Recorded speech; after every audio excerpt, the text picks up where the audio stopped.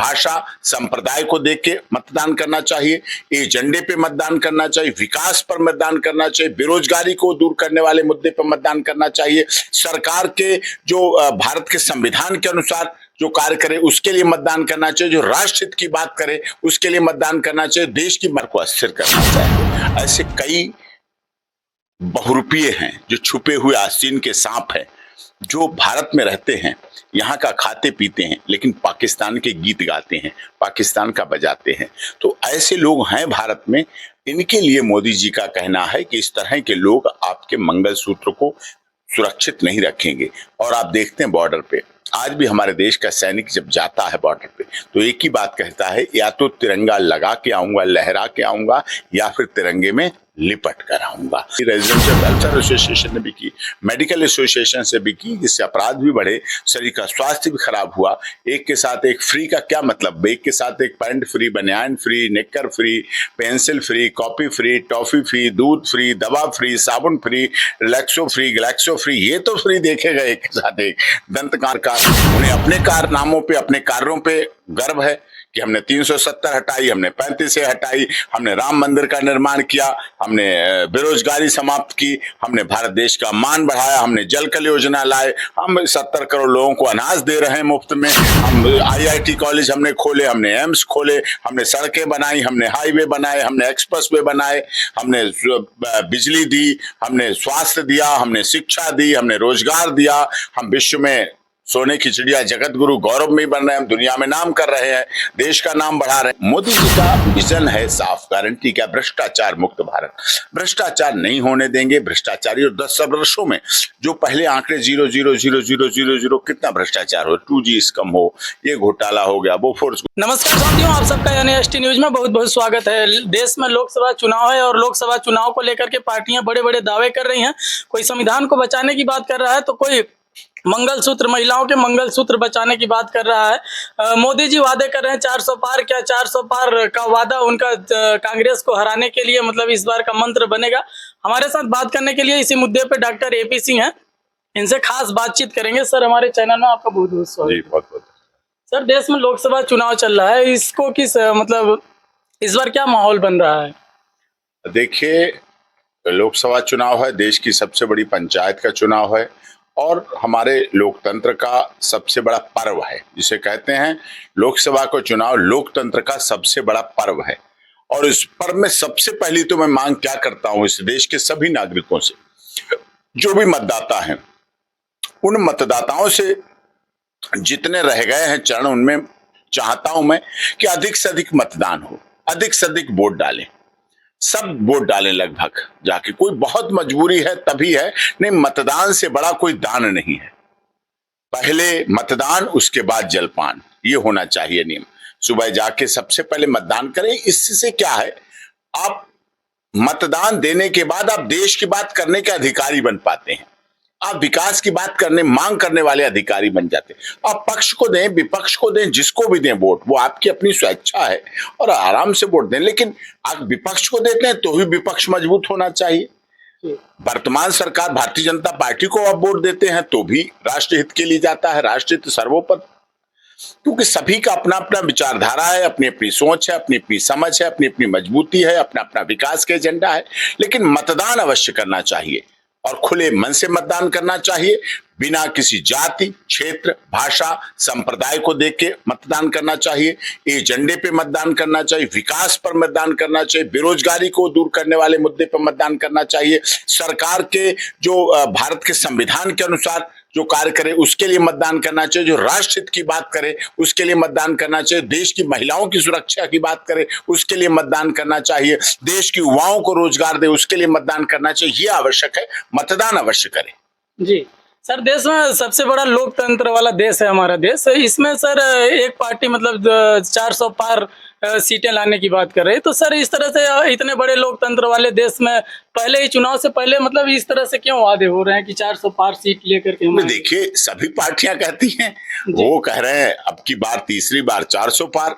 मोदी सरकार, उन्हें अपने कारनामों पे, अपने कार्यों पे गर्व है कि हमने 370 हटाई, हमने 35 से हटाई, हमने राम मंदिर का निर्माण किया, हमने बेरोजगारी समाप्त की, हमने भारत देश का मान बढ़ाया, हमने जल कल योजना लाए, हम 70 करोड़ लोगों को अनाज दे रहे हैं मुफ्त में, हम IIT कॉलेज हमने खोले, हमने एम्स खोले, हमने सड़कें बनाई, हमने हाईवे बनाए, हमने एक्सप्रेस वे बनाए, हमने बिजली दी, हमने स्वास्थ्य दिया, हमने शिक्षा दी, हमने रोजगार दिया, हम विश्व में सोने की चिड़िया जगत गुरु गौरव में बन रहे हैं, हम दुनिया में नाम कर रहे हैं, देश का नाम बढ़ा रहे हैं, गौरव कर रहे हैं, हम जातिवाद हटा रहे हैं, हम क्षेत्रवाद हटा रहे हैं, हम परिवारवाद हटा रहे हैं, हम भ्रष्टाचार हटा रहे हैं, हम भय भूख भ्रष्टाचार के खिलाफ नारा दे रहे हैं। ये भारतीय जनता पार्टी का अपना नारा है, एजेंडा है, अपने काम है, अपना व्यक्तित्व है, मोदी जी का नेतृत्व है, मोदी जी की गारंटी है। मोदी जी कहते हैं मेरी गारंटी। विपक्ष का अपना मुद्दा है कि हम एकजुट हैं, विपक्ष एकता के साथ लड़ रहा है, हम एक साथ लड़ रहे हैं, हम में एकता है, अब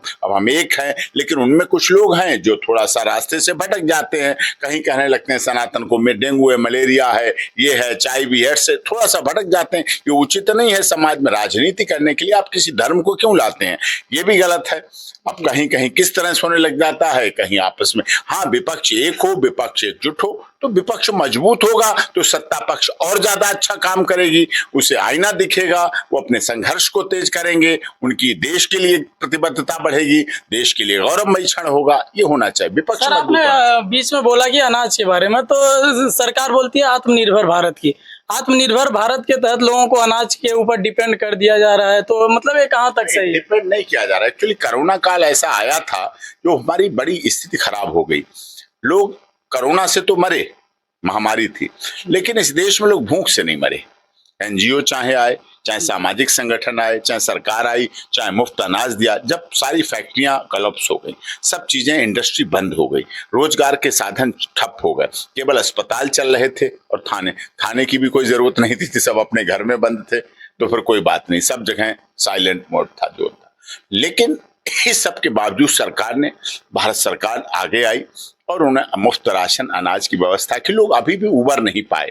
ये राशन इसलिए कोई भूख से ना मरे। हमारे देश का किसान क्या कहता है, जब तक दुखी किसान रहेगा धरती पर तूफान रहेगा, सुखी रहेगा अगर किसान तभी बनेगा देश महान। तो किसान ने अन्न उपजाया, चाहे सोशल डिस्टेंसिंग के दौरान उपजाया, चाहे कैसे भी किया, और भारत माता, धरती माता ने अन्न अपना दिया सीना फाड़ के, और पेट भरा, लोगों भूख से कोई न मरे, इसके लिए सरकार अपना काम कर रही है।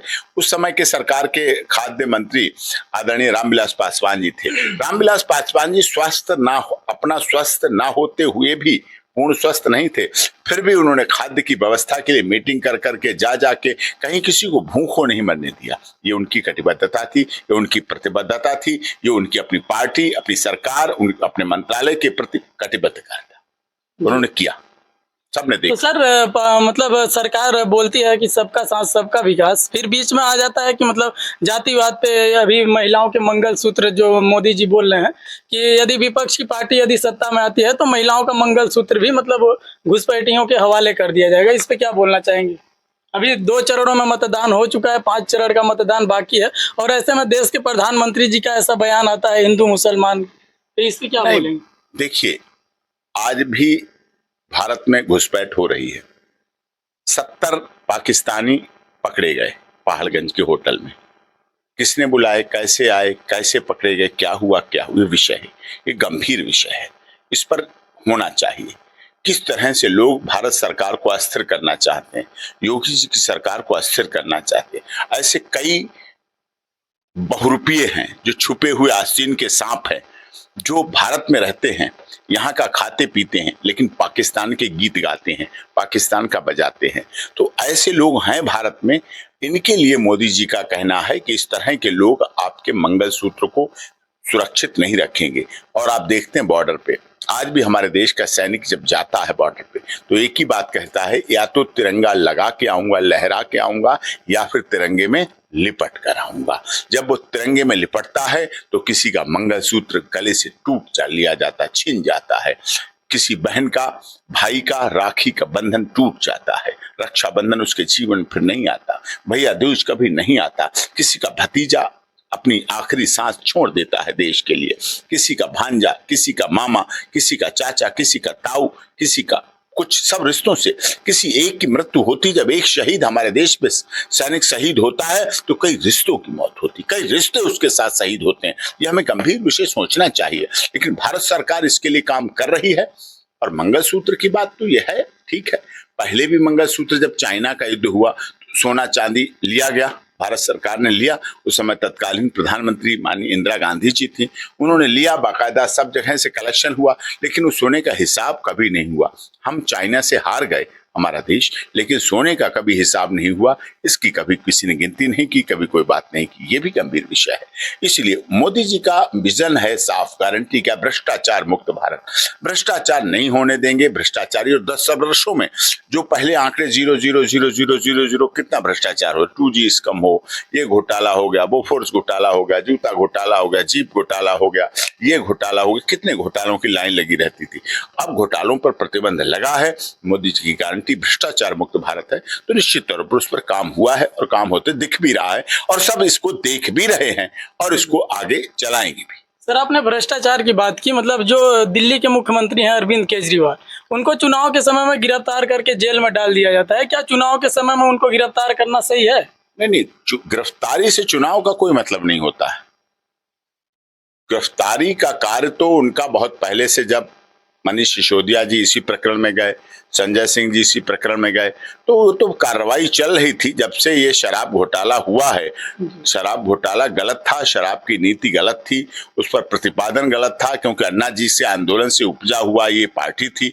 अन्ना जी के आंदोलन में आपने देखा, हम लोग सभी थे, इंडिया अगेंस्ट करप्शन, ये हम लोग थे। रामलीला मैदान से जंतर मंतर पर हम लोगों ने लगातार प्रदर्शन किया, साथ दिया, अन्ना जी का संघर्ष किया, और उससे निकली हुई पार्टी, जो अन्ना जी के 5 बड़े मंत्र थे, उसमें शराब भी थी, उसमें भ्रष्टाचार भी था, उसमें भाई भतीजावाद, परिवारवाद भी था, उसमें ये सब कुछ था। तो उसमें से एक भ्रष्टाचार भी था और शराबबंदी भी थी। तो शराब को इन्होंने बढ़ा, एक के साथ एक फ्री का जो योजना थी वो बहुत घातक थी, और उससे परिवारों में भी टूटन आई, परिवार में भी बिखरन आई, और ये गलत था और पूरी तरह से गलत था। और इसकी सब ने भर्त्सना भी की, महिलाओं ने भी की, सामाजिक संस्थाओं ने भी की, रेजिडेंशियल वेलफेयर एसोसिएशन ने भी की, मेडिकल एसोसिएशन से भी की, जिससे अपराध भी बढ़े, शरीर का स्वास्थ्य भी खराब हुआ।